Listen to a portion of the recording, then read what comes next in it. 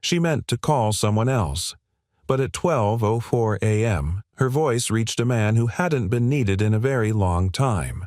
What started as a wrong number became something neither of them could walk away from. If you believe that even the smallest acts of kindness can change a life, stay with us. Before we begin, let us know where you're watching from in the comments. And if you enjoy heartwarming, inspirational stories like this one, don't forget to subscribe for more. Now, let's begin.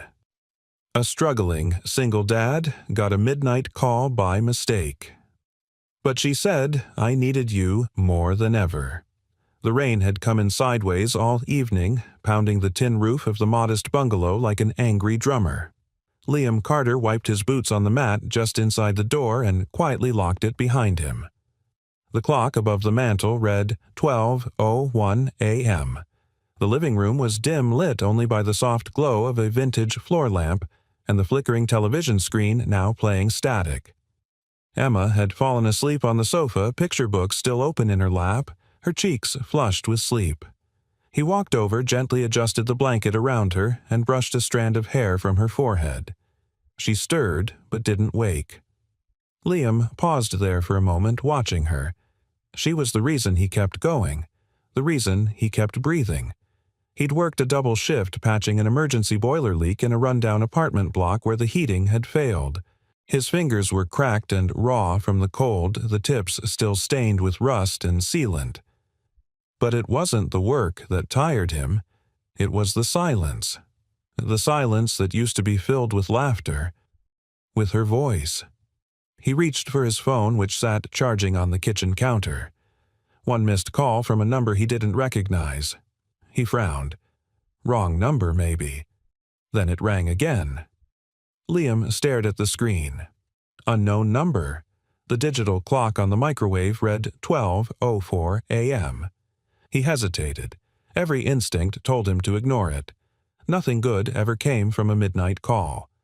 But something in the timing and the strange stillness of the room made his hand move. He answered.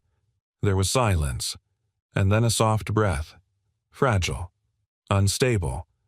A woman's voice barely above a whisper. "I'm sorry. I didn't mean to call. I know I shouldn't." Liam blinked, confused. "It's all right. Who is this?" Another pause. Her voice was trembling now, raw and full of something he hadn't heard in a long time, desperation. "I thought I dialed someone else. I just needed to hear someone's voice. I'm sorry." He could have ended it there. Could have said goodnight and hung up. But something in her tone caught him by the throat.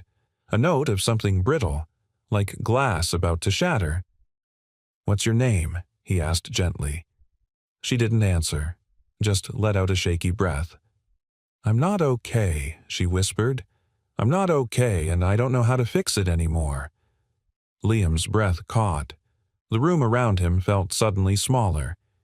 "You don't have to fix it all tonight," he said. "You just have to make it through tonight." There was silence, but she didn't hang up. "Where are you?" he asked. She gave a choked laugh. "I'm not going to jump off a building if that's what you're asking." He sat down at the kitchen table, his back aching. "That's not what I asked." She paused, and for the first time her voice steadied just barely. "I'm sitting in my car. I left a party. Everyone was laughing. I felt like I was watching strangers through glass. So I walked out." "You called the wrong number," he said quietly.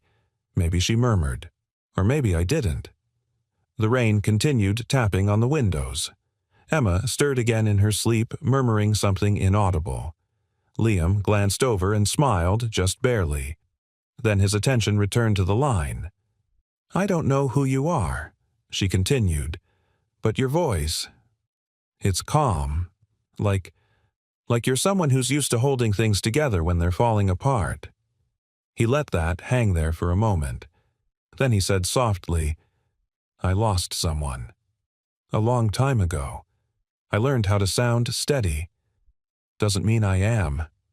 There was a soft sound, something like a sob, trying to stay hidden. "I don't want to go home tonight," she whispered. "Everything there reminds me I'm not enough. that I failed. Liam leaned forward, resting his elbow on the table, eyes fixed on nothing. Whoever told you that lied, he said. How would you know? Because I've been there. And the truth is, the only people who say you're not enough are the ones who fear they never were. She didn't speak for a long moment. Then, quietly, What's your name? He hesitated. Liam. Another pause. I'm Sophie. They didn't say anything else for a while, just listened to the sound of each other's breathing. It was the kind of silence that didn't feel empty. It felt held. Eventually, she said, Thank you, Liam, for answering.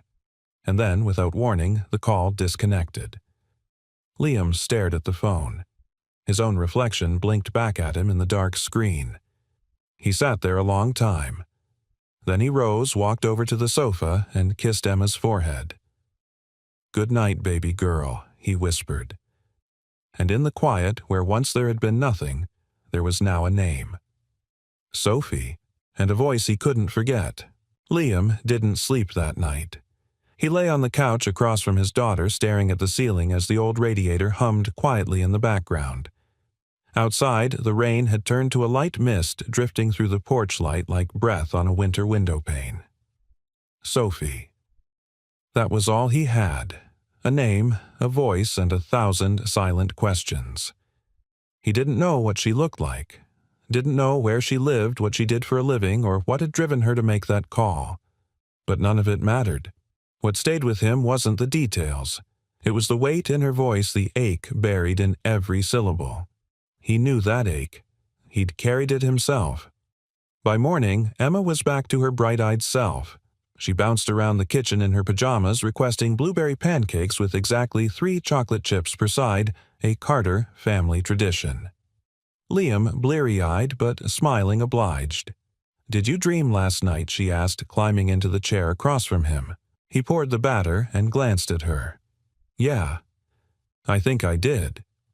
What about a woman in the dark? He said, then paused, and a voice I couldn't forget.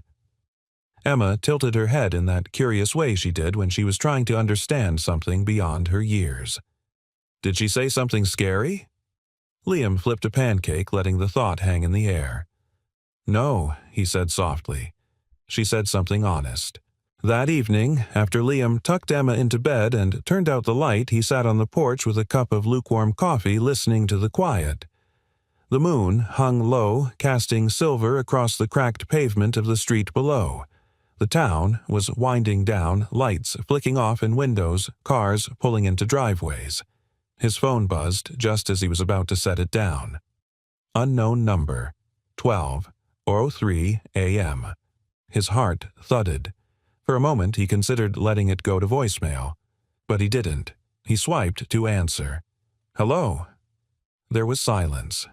Then a breath. It's me again, she said, her voice low and cautious. I know I shouldn't have called. I couldn't stop thinking about last night. He exhaled slowly. Neither could I. A pause. Then, quieter, I thought you wouldn't answer. I wasn't sure I would, Liam admitted, but I'm glad I did. She let out a small, almost nervous laugh. Me too. This time she didn't sound quite so broken. Still brittle, still guarded, but not splintering. There was a sliver of something in her tone. Hope, maybe. Or gratitude. They talked for 20 minutes. Not about anything profound, just little things. Favorite foods, books they'd once loved, songs they secretly cried to in the car. She still didn't offer her last name, or where she lived. And Liam didn't ask. Her identity wasn't the point. It was the connection that mattered. Over the next week, the calls became routine. Always at 12:04. Always just her voice, and his. He came to expect it, like the way dawn eventually follows night. No texting, no social media, no pictures. Just real-time, honest conversations that existed nowhere but in the space between them. Some nights were quiet, their words as sparse as stars. Other nights she cried, and he listened. He never tried to fix her. That was the key. He never offered solutions or platitudes. He didn't ask her to cheer up or stay strong. He just gave her space. And in that space, she breathed. "I'm not used to this," she said one night. "Being heard." Liam was quiet. "You're not invisible. I feel it." "Well, you're not. Not to me." Silence. Then she asked softly, "Do you ever miss her?" It was the first time she brought up his pain. He didn't hesitate. "Every day." Sophie exhaled. "How do you keep going?" Liam looked at the stars overhead. "I don't. Some days I stop. But then, Emma needs breakfast, or her shoelace breaks, or she wants to know why the moon follows our car." She laughed. "Kids. Built-in purpose. Something like that."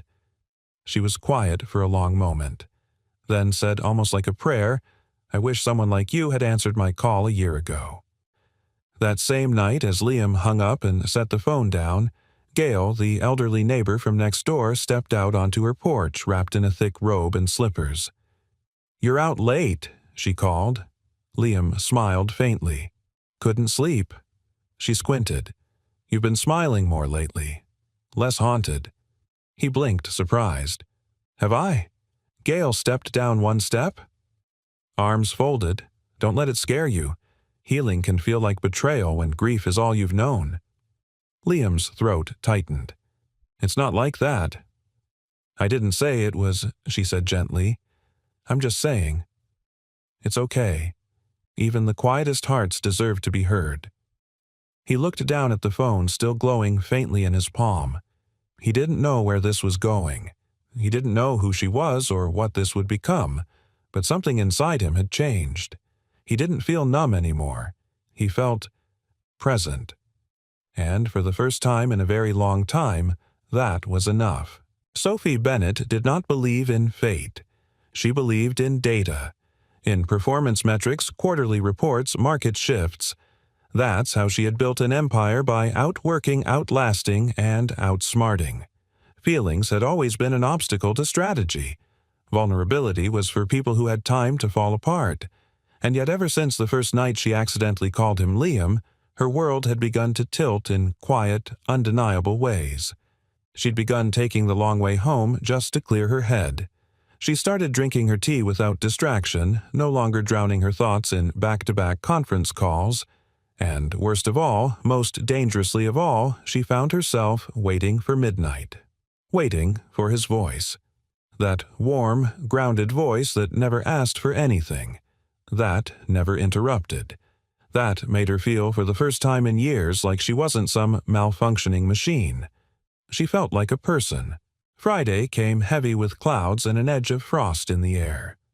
Sophie arrived early at Bennett Media's downtown headquarters, a 20-story glass tower in the heart of the city. Her heels echoed against the marble lobby floor as she entered, nodding briefly at the security guard who greeted her like always. But nothing felt like always anymore. She walked with practiced confidence into the elevator, pressed the button for the executive floor, and stared at her reflection in the polished doors. Hair perfect. Lipstick unflawed. Not a line out of place. And yet she looked unfamiliar. Like someone pretending to be herself. The elevator stopped one floor early. The doors slid open and he was there. At first, Sophie didn't register him. Just another maintenance tech in a navy blue uniform toolbox and hand eyes scanning the wiring in the hallway junction box. Then their eyes met. Liam straightened slightly, his posture instinctively respectful. She was, after all, the CEO. But something flickered across his face. Something subtle. Recognition. Or maybe curiosity. Sophie's breath hitched. Her mind reeled. Could it be? He looked exactly like she had imagined. Not in appearance, but in presence. Solid. Calm. Not particularly polished, but real. Like a man who knew the weight of things and carried them anyway. She forced herself to step inside the elevator without hesitation, her heart suddenly racing. The doors closed. She stared at the panel. At the button for floor 20. But she didn't move. That was him. She knew it. But that couldn't be. Could it? That night, 12:04 came and went. No call. Liam sat on the edge of his bedphone and hand-thumb hovering over the screen. But he didn't call her. He'd seen her today. He was sure of it. The woman in the navy pantsuit, the CEO, Sophie. She hadn't said anything, but he'd seen the flicker in her eyes. She'd recognized him too. Maybe not fully, but enough to cause tension in the air between them. Now he wasn't sure what to do. For weeks he'd known her only as a voice, a feeling, a shared silence in the dark. But now she was real, tangible. A woman with influence and power, and let's be honest, an entire life far removed from his. What was he supposed to say to her now? "Hey, it's me, the guy from your midnight emotional unravelings. I was just fixing your building's lighting." He rubbed a hand over his face and sighed. Maybe this was the part where things broke. Maybe it was always meant to be anonymous, a brief rescue mission for two drifting souls, nothing more. Sophie sat in her luxury apartment light's dim glass of wine untouched beside her. Her phone rested on the coffee table like a loaded gun. She hated this feeling. Powerless, exposed, like someone had peeled back her armor and she couldn't put it back on. Why hadn't he called? Was he scared? Embarrassed worse, was he disappointed? She stood abruptly, pacing the room, arms crossed tightly over her chest. Then, without giving herself time to second-guess, she reached for her phone. 12:22 a.m. She called. It rang once, then again. "Hello?" His voice was quiet, cautious. "It's me," she said. "I didn't think you were going to call tonight. I wasn't sure you'd want me to." Silence stretched. "You saw me," she said, more statement than question. "I think so," he replied. "Did you?" "I did." Another pause. And now he asked. Sophie closed her eyes. "Now I don't know how to pretend I don't know your face." Liam exhaled. "It changes things." "Yes," she said. Then added, voice trembling slightly, "But I don't know if that's bad." Liam leaned back against the headboard, feeling something shift in his chest. Something open. "I liked not knowing," he admitted. It made everything feel simpler. "I didn't," she said, "because now that I've seen you, I can't stop wondering if you'd still listen the same way knowing who I am." "I would," he said immediately. "I'd listen harder." That silenced her. Then, softly, "I didn't expect someone like you to be standing in my hallway. You seemed too kind for this world." He chuckled. "Kind doesn't pay rent." She laughed. It was short, but genuine. "No, but maybe it saves people." He didn't answer right away. Then he said, "You looked strong today. In control." "That's the mask," she replied. "The voice you hear at night, that's the real me. The one I try to bury in daylight." Liam's voice was steady. "Then let's keep meeting at midnight, where the masks can fall." Sophie closed her eyes. "I'd like that." They didn't speak much more after that, but both slept easier than they had in years. The following Monday arrived with the sharpness of winter returning. The air was crisp, the streets glistened with the residue of frost, and Liam found himself staring longer than usual at his reflection in the side mirror of his van before heading into work. He was scheduled for an early job routine maintenance on electrical junctions inside Bennett Media's corporate offices. Just like last week. Just like when he'd seen her. Her, Sophie. He hadn't spoken her name aloud since that last call. He wasn't sure what came next, if anything should. But he couldn't stop thinking about her. Not just her voice, but her poise. The way her eyes had locked with his for that split second. There had been recognition there. A flash of unease. Or maybe curiosity. He couldn't tell. Liam had always been good at keeping things separate, compartmentalized. His grief in one boxwork and another fatherhood in its own sacred drawer. But Sophie, she'd slipped past all that. Somehow she'd become real in his world, and now nothing was neat anymore. Up on the 20th floor, Sophie was in her glass-walled office, staring blankly at her laptop. The numbers on the spreadsheet before her might as well have been hieroglyphs. Her assistant knocked lightly and entered without waiting. "Ms. Bennett, the tech, is here to check the electricals on the west wing. Do you want him escorted?" Sophie blinked. "Is it the same guy as last week? I believe so." Liam Carter. Her breath caught in her throat. She covered it with a cough. "No need to escort. Let him work." She waited until her assistant left before standing and walking slowly to the window. From there, she could see part of the hallway beyond the frosted glass. She watched the door across the floor open, watched him step in. Same worn toolbox. Same calm gait. Same slight tilt of his shoulders as he scanned the panels on the wall. She didn't approach. She couldn't. Not yet. That night, Liam tucked Emma into bed, and as he turned off her nightlight, she spoke through a sleepy yawn.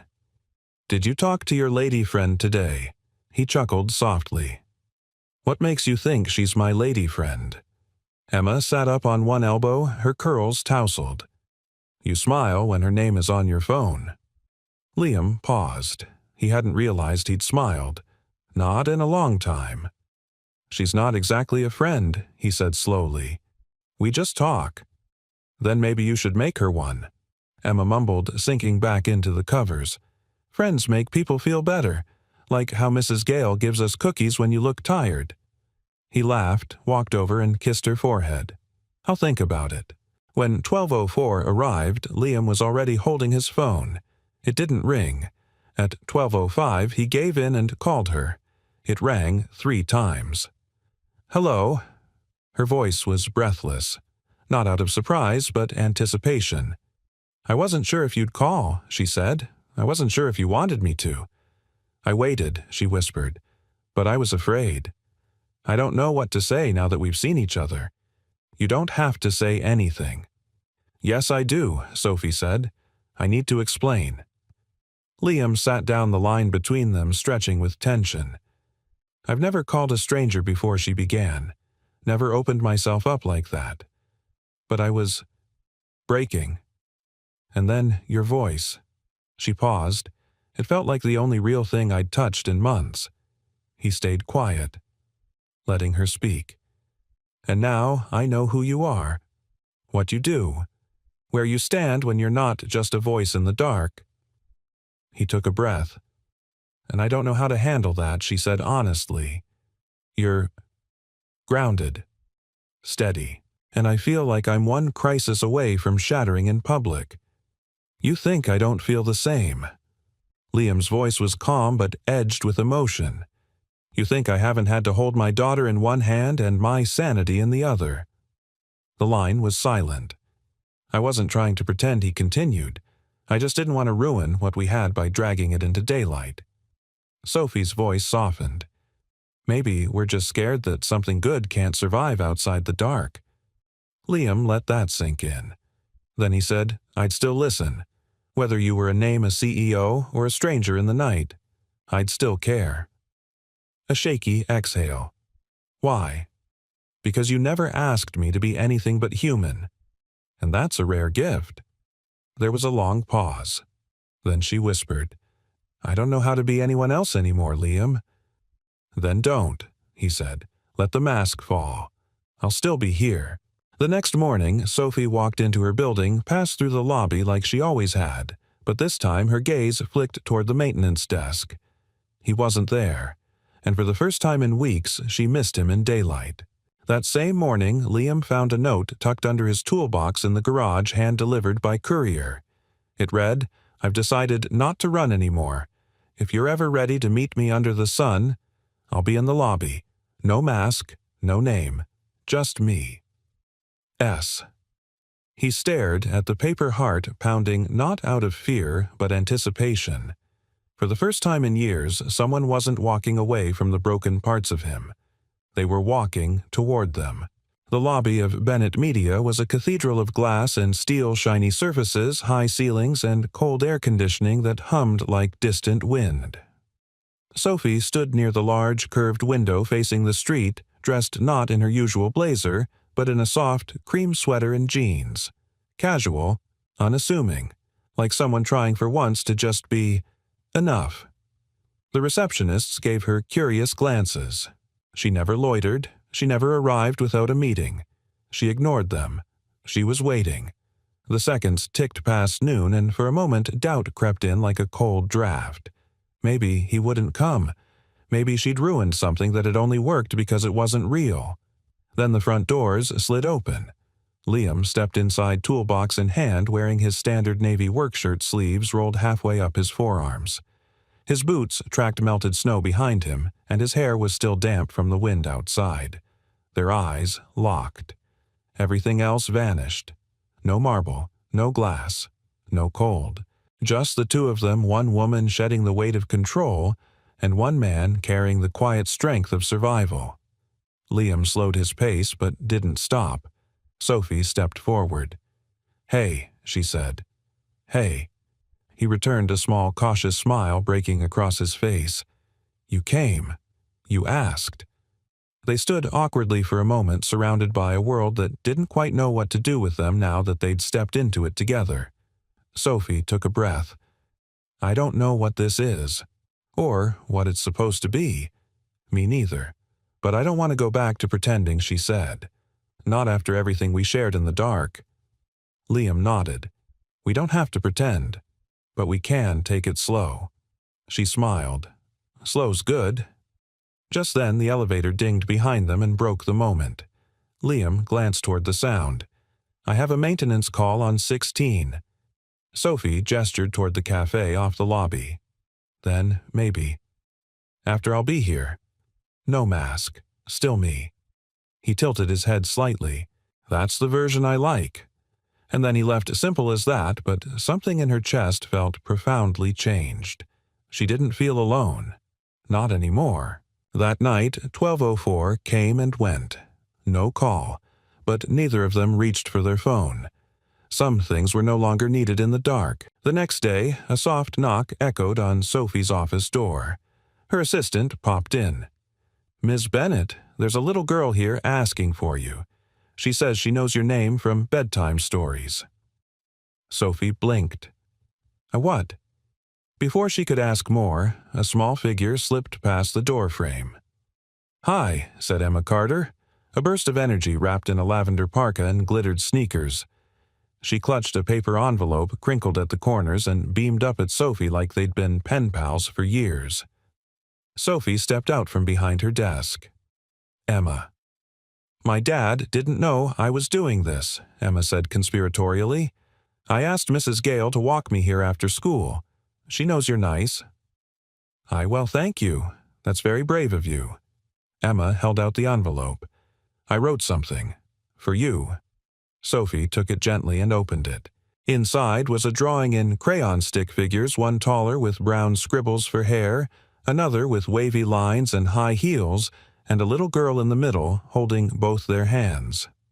Above it was a big blue sky, and in uneven letters, "I think we all need stars, even grown-ups."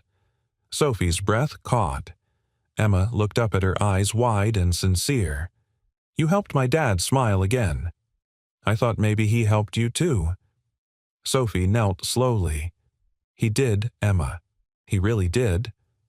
"Then maybe you shouldn't just talk at night," Emma said matter-of-factly. "Maybe you should go look at stars for real. With him." Sophie laughed softly, blinking away the sting behind her eyes. "You're wise for someone who still eats cereal with marshmallows." Emma grinned. "Daddy says I get it from Mom, but I think I just watch people." Sophie reached out, brushing a curl behind the girl's ear. "You're going to be something special, Emma. You already are." Emma shrugged. "You are too. You just forgot." That evening, Liam opened the front door to find Gail holding Emma's hand, a knowing smile on her face. "Before you say anything, yes, I walked her safely, and yes, I had permission from her teacher."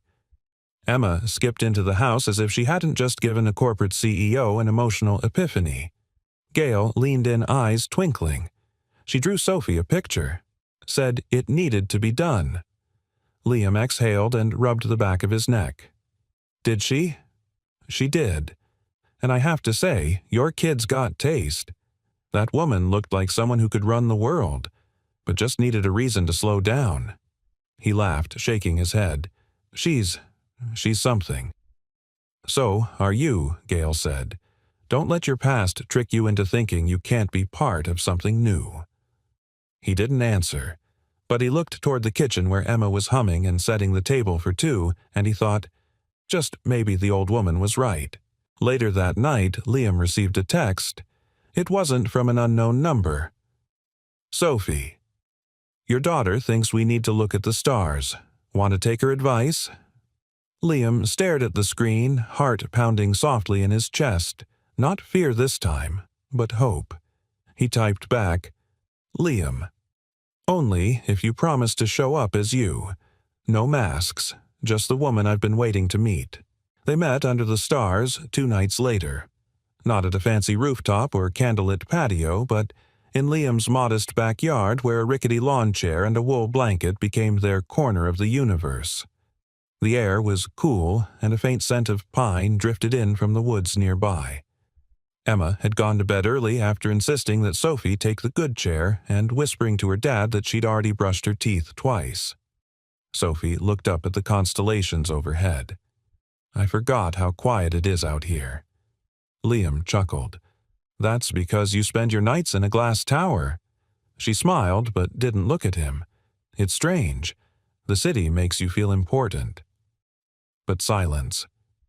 It makes you feel honest. He glanced at her, then noticing how different she looked in the dim backyard light. Not polished, not powerful, just real. That's why I sit out here sometimes, he said, to remember what's underneath the noise. She nodded, wrapping the blanket tighter around herself. I've built a life on noise. Liam turned his eyes to the sky. Then maybe it's time to listen to the quiet. For a few minutes they sat in companionable silence, broken only by the creak of a tree branch in the wind and the hum of faraway traffic. Then Sophie spoke, almost in a whisper. Do you ever feel like you're pretending, she asked, like you're performing what people expect of you instead of just being? He didn't answer right away. Then, every day, at least until about 8 to 10 p.m. when Emma asks me to help brush her unicorn's hair, and I remember I'm just a dad trying to survive. Sophie laughed, and it was a sound Liam wished he could bottle. It wasn't refined or delicate, it was unguarded. I think I envy that, she said. That your life has something pure in it. Something that doesn't want anything from you but your presence. He glanced at her. Maybe you're just around people who forgot how to want the right things. She looked down, picking at a loose thread on the blanket. That includes me. No, Sophie, Liam said gently. You called at 12:04 because a part of you remembered who you are, past the CEO, past the image. That part of you is still there. You're just learning to listen to her again. She didn't speak, but her eyes shimmered under the stars. And for a while, that was enough. But even the most honest nights have a morning after. The next week, Sophie sat at the head of the long executive boardroom table. Her hair was pinned up her blouse immaculate, her words sharp. Around her were 8 men and women in expensive suits, but not one of them looked at her the way Liam had. And that terrified her. Because for the first time in her life, she didn't want to impress them. She wanted to be known. But the room didn't allow for that. Not in this world. Not in this company she'd built with sweat and perfection. She could feel herself slipping back into the persona, the voice, the armor. George, her longtime COO and trusted lieutenant, leaned forward mid-meeting. There's buzz around your little visitor in the lobby last week. One of the junior PR guys saw you talking to a maintenance contractor. Is that something I should be concerned about?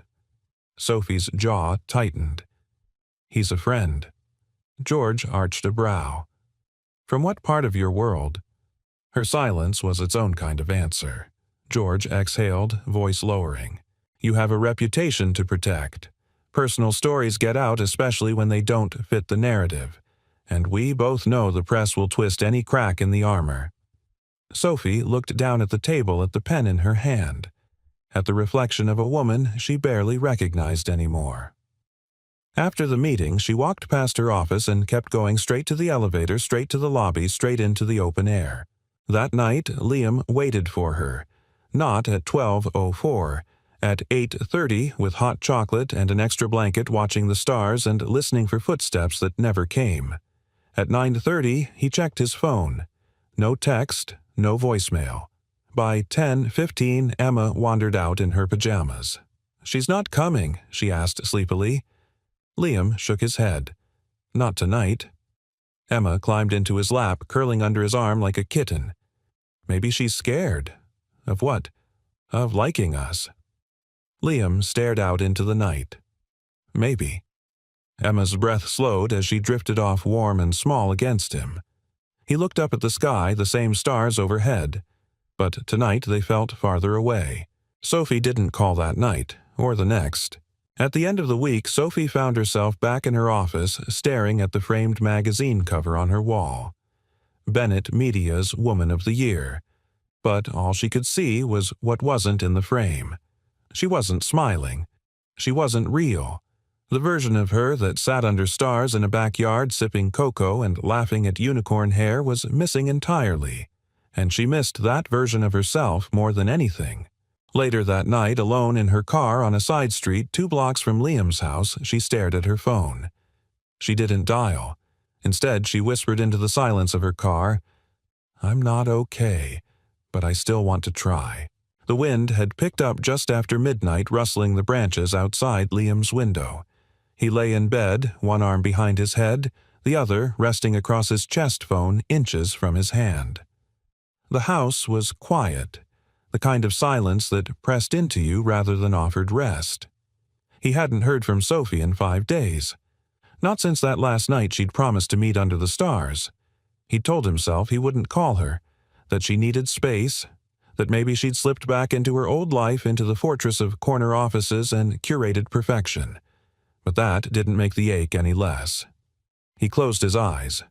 And then, as if summoned by the beat between 2 heartbeats, the phone rang.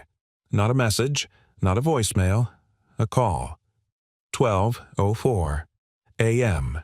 Liam sat up, breath-catching, and answered without looking. "Hello?" There was a pause, a breath, and then her voice soft and frayed at the edges. "I didn't know if you'd answer."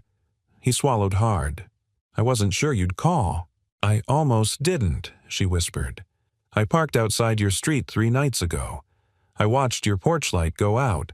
I couldn't get out of the car." Liam's chest tightened. "You were here. I couldn't face you," she admitted. "Not after disappearing like that." "Why did you—" Sophie didn't answer right away. When she did, her voice cracked.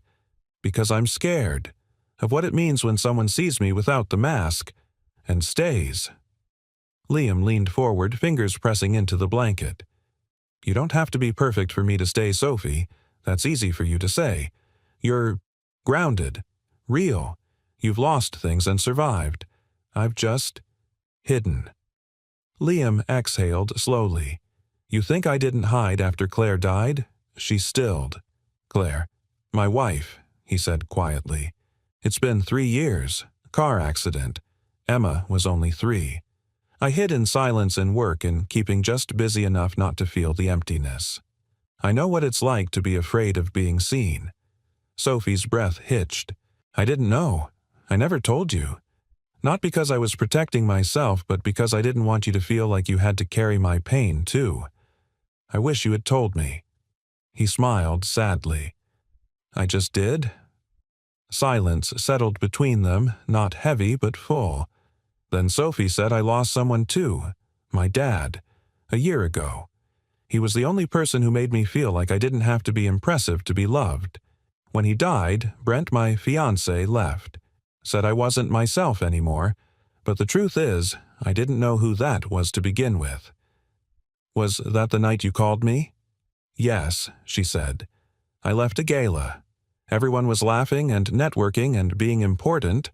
I felt like I was screaming into a soundproof room. So, you picked up the phone. I didn't mean to call you. I meant to call the grief hotline. But I misdialed." Liam's throat tightened. "And still, we talked." "We did more than talk," Sophie whispered. "You reminded me I was still human, that I hadn't completely disappeared." Liam's voice was soft. "You were never gone. You just forgot how to come home." Another pause. Then, through a shaky breath, Sophie said, "Liam, I don't know what this is, but I miss you, not just your voice. You." He let her words settle raw and sincere. The woman who once spoke with polished power was now just a woman who wanted to be loved without conditions. "I miss you too," he said. "And I don't need to define this, but I do want to keep building it." "I'm not good at building," she said, almost apologetically. "You don't have to be." "I've got the tools," he replied with a gentle smile in his voice. Sophie laughed, the sound small but warm. That was terribly corny, and completely true. They were quiet for a long moment, each absorbing the presence of the other in the safest space they knew, not the daylight, not the roles they wore, but the fragile place between midnight and dawn. Then Sophie asked, "Can I come over?" Not tonight, but soon Liam's heart beat faster. Anytime he said. The porch light stays on for a reason. The next morning, Liam found Emma at the breakfast table with her cereal and her coloring book. She looked up with sleepy eyes. "Did she call?"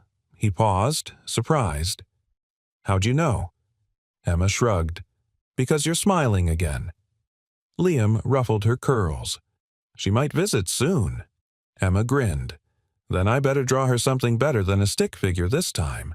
Elsewhere in the city, Sophie stood in front of her bathroom mirror wiping away the last smudge of mascara from eyes that had wept not from sadness, but from release.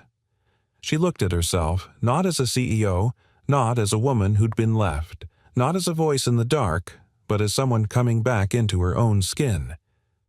She pulled out her phone and typed a message. "Thank you for waiting in the silence. I'm ready to be seen now." She hit send. Then she stepped into the sunlight.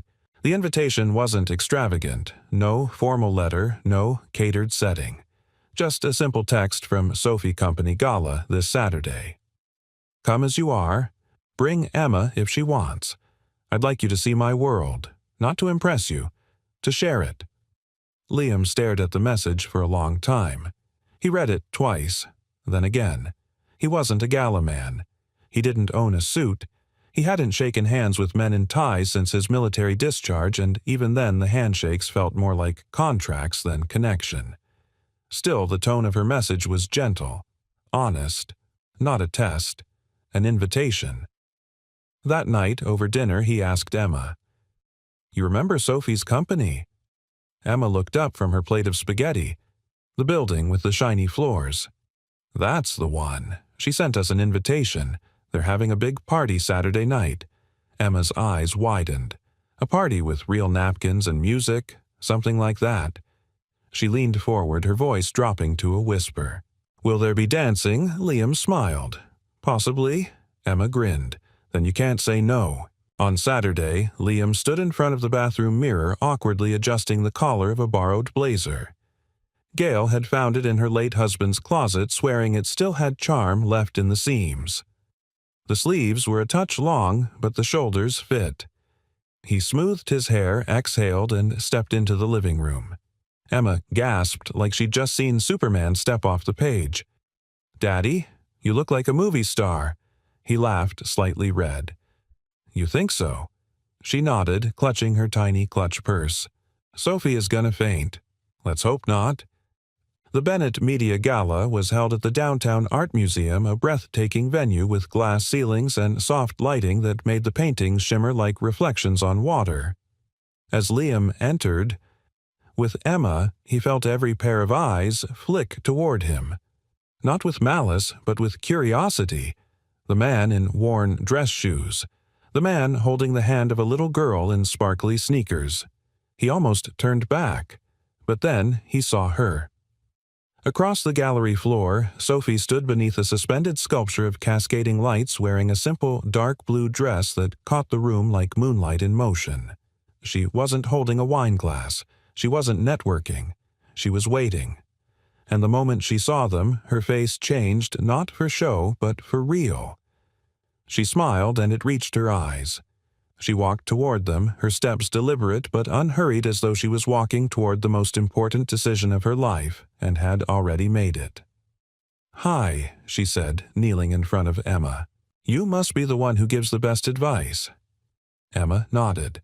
"I told Daddy you were worth showing up for." Sophie laughed, glancing up at Liam. "She's not wrong." Then she stood. The room seemed to fade. Liam offered a hand. "You look—" "Real," she finished teasing, but soft. "Yes, and beautiful." She took his hand. "You ready to meet my world? I'm more interested in meeting the version of you that lives behind it." That stopped her, just for a beat.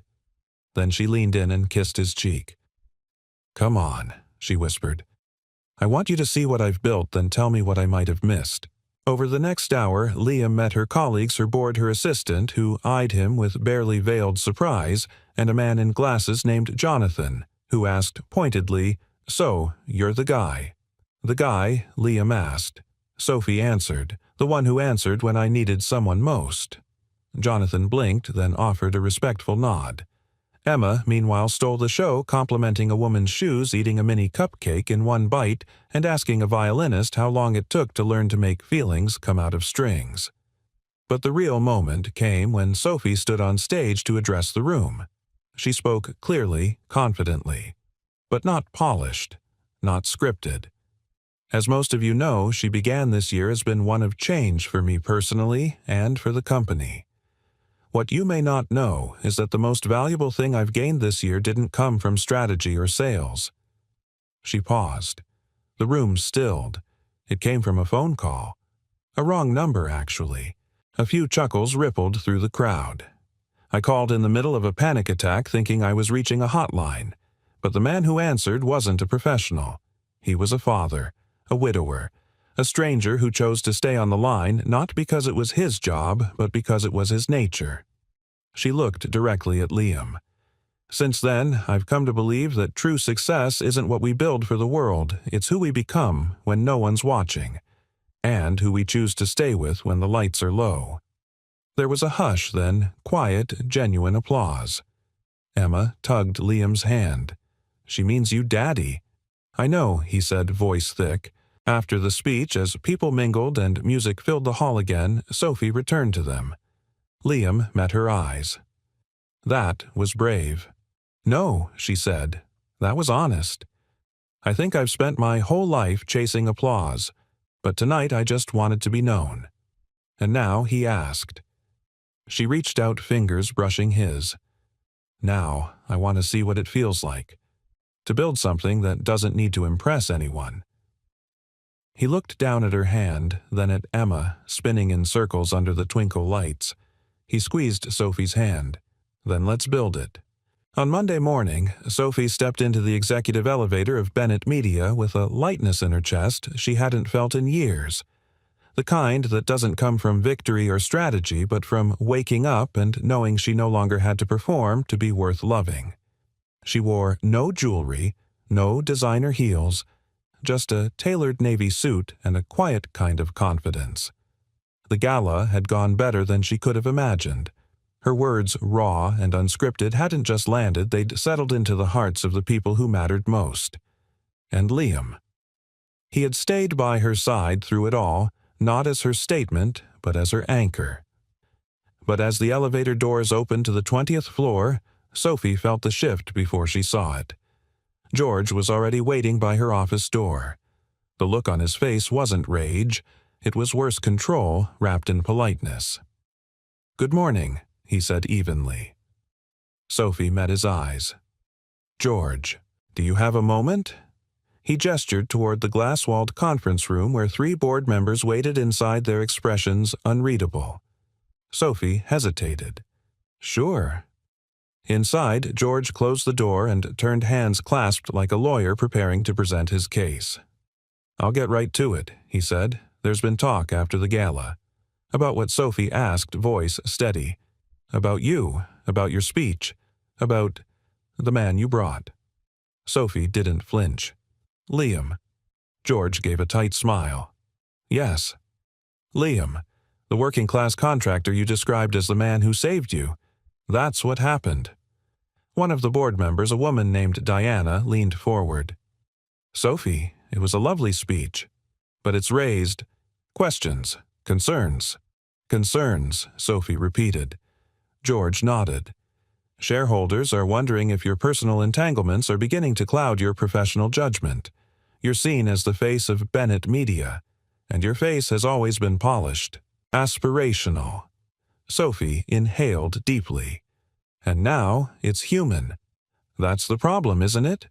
Diana exchanged a glance with another member. You know how perception works in our industry. Your identity has value.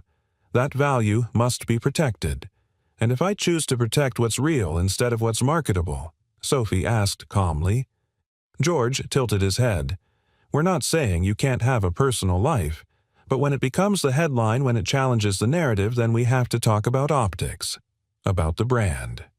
Sophie stood still, but inside her something cracked. Not from the criticism, but from the realization they didn't see her. They saw what she'd built for them. And now that she wanted to be herself, she was a threat. She thought of Liam, of Emma spinning beneath museum lights, of laughter on a back porch and silence that healed. She looked George in the eye. I won't apologize for being a person, for loving someone who reminds me who I am when the noise stops. Sophie, George began, but she raised a hand. If that's unacceptable to the board, then let's be clear about it. I won't pretend anymore. I won't hide the parts of me that make me whole. No one spoke, so she turned and walked out. That evening she didn't wait for 12:04. She called Liam at 7:46. He answered on the second ring. Hey, he said. And though she wanted to be strong, the tremor in her voice gave her away. I had a meeting this morning, she began with the board. What happened? He asked gently. They told me that being with you, being myself, puts the company at risk. Silence. Then Liam's voice, soft but sure. Do you believe that? No, she said. I believe that I finally said something real, and the people who benefited from my mask got scared. He didn't speak right away. When he did, it wasn't with reassurance.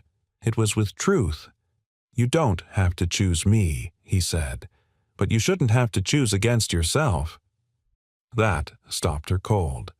She blinked into the quiet of her car parked outside the grocery store. I don't know what I'm doing, she admitted. You're doing what no one ever taught us to do, he said. You're choosing wholeness over performance. Tears blurred her vision. Why are you so steady when I'm falling apart? He laughed softly. Because I've fallen apart before. I know what it sounds like when the pieces start to fall into place instead of away. 2 days later, Sophie stood at the head of the conference table again. Same board, same polished glass. But this time she brought a folder. Inside it, her resignation. Not a protest. Not a failure. A reclaiming. I'm proud of what I built, she told them. But if the cost of leadership is losing myself, then it's too high. This company deserves a face that's unshakable. I deserve a life that's unfiltered. Diana opened her mouth to protest. George didn't speak. Sophie smiled. Thank you. For the years. And for the clarity. That night, she walked up the path to Liam's front door with Emma's drawing in her purse and peace in her step. Liam answered before she could knock. She smiled. I quit today. He raised a brow. You okay? I've never been more okay, she said. Then added, Do you still have that porch light on? He stepped aside, voice warm. It's always been for you. The next morning, the sun spilled golden light over the kitchen counter where Sophie stood, sleeves rolled, flipping pancakes. She didn't need to. Liam was more than capable of making breakfast, but she insisted. Something about finally choosing this life made her want to live inside it. Emma sat at the table humming to herself as she drew another galaxy of crayon stars. Liam leaned in the doorway, arms folded, watching the scene with a quiet wonder he didn't dare speak aloud. You always this domestic, he teased. Sophie glanced over her shoulder. Only when I'm nervous. What for? She smiled faintly. Because this feels real. and real is terrifying. He walked over gently, took the spatula from her hand and replaced it with a cup of coffee. Then, let's be terrified together.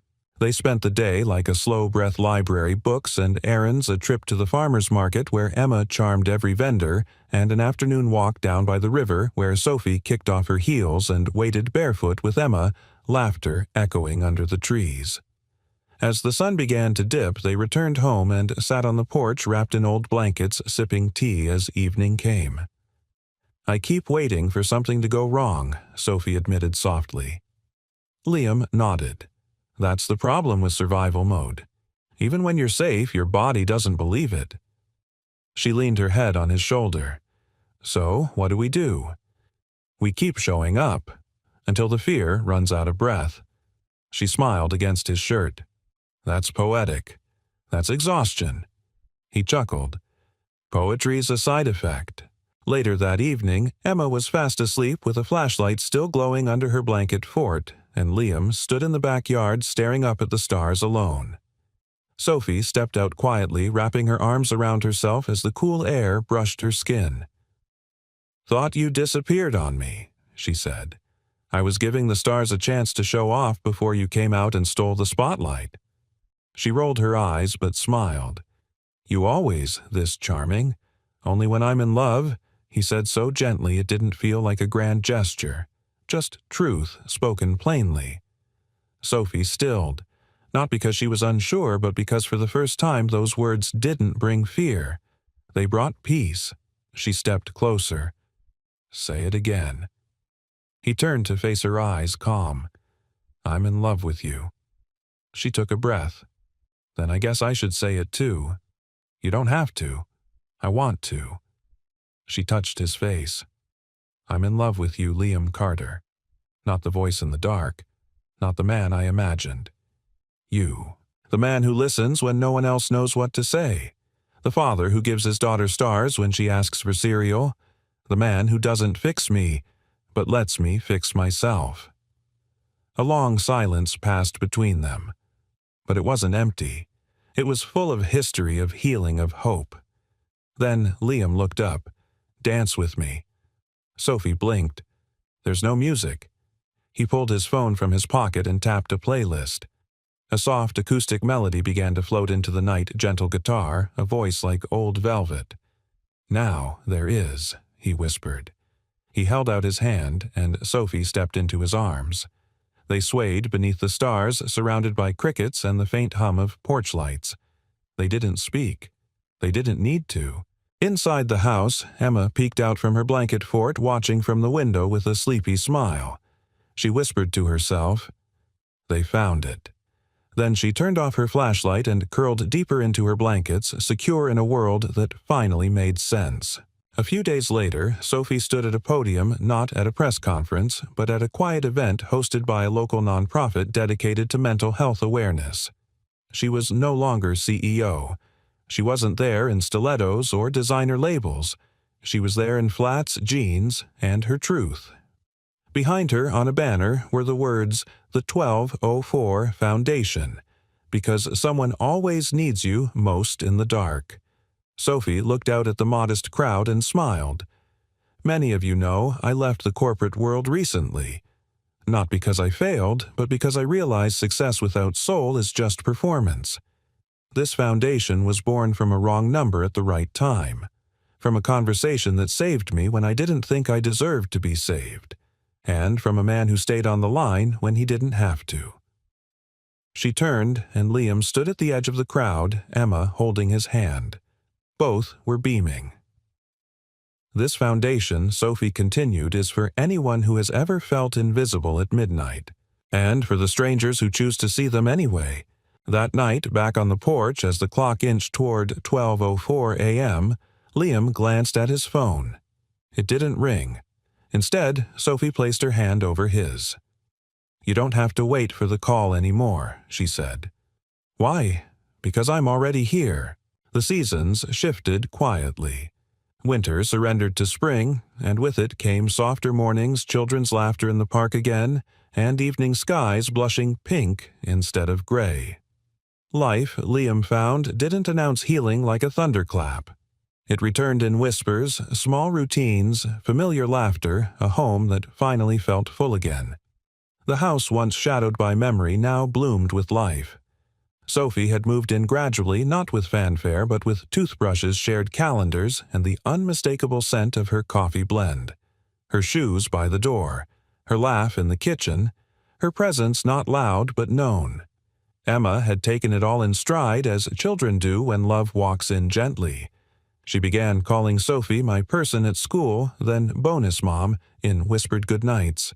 She asked questions like, "Do you think the stars miss us when it's cloudy, and will we still be together when I'm a grandma?"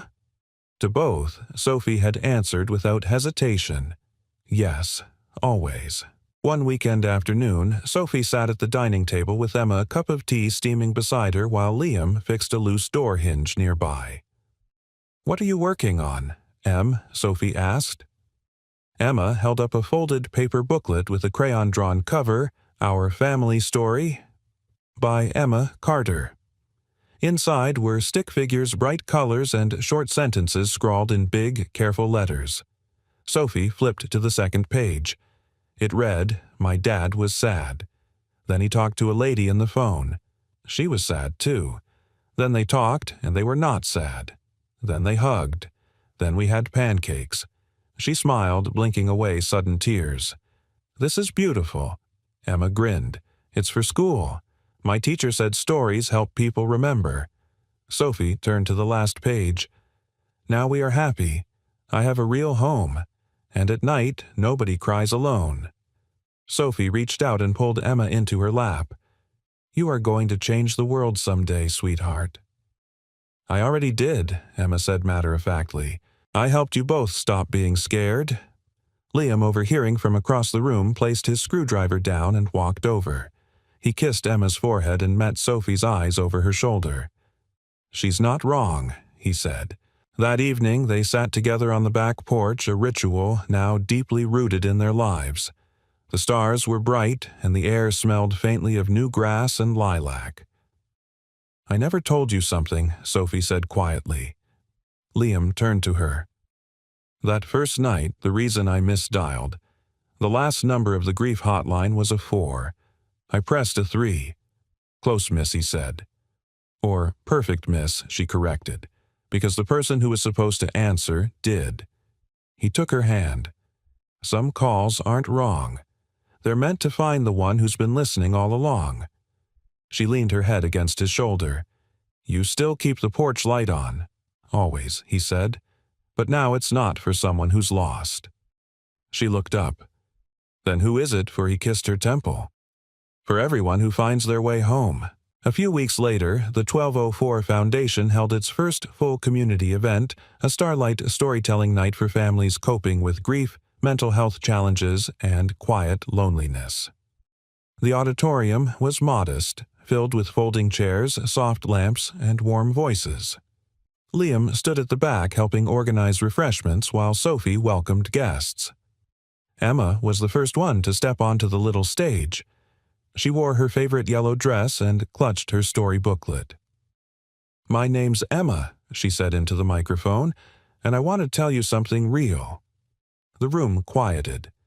"A long time ago, my daddy was sad, and a lady was sad, and they didn't know each other. But one night they found each other just by listening. They didn't even know names yet. Just feelings. And then they got brave." She smiled wide. "Now we have a home. Not a house. A real home. And I want other people to know it's okay to be the one who calls. And it's okay to be the one who answers." There was not a dry eye in the room. After the event, as they packed up chairs and folded tablecloths, a man approached Liam, middle-aged with tired eyes and a voice as soft as gravel. "I lost my son last year," the man said. "Tonight was the first time I've heard someone say something that didn't feel like pity. Just truth." Liam nodded. Sometimes truth needs a quiet place to land. The man shook his hand. "Thanks for building one." That night at 12:04 a.m., Liam's phone didn't ring. It hadn't in months, and yet he found himself glancing at it. not in fear, not in sadness, but in gratitude. Because 1204 had once been the loneliest moment of his life, and now it was a reminder that even in the darkest hour someone might be reaching, and someone might already be listening. We'd love to hear from you. Where in the world are you watching from? Share your thoughts in the comments below. If this story moved you or reminded you of someone who's ever picked up the phone at just the right moment, consider subscribing to our channel. We share stories that touch the heart and remind us what it means to be human. Thank you for spending your time with us today. We're honored to have you here.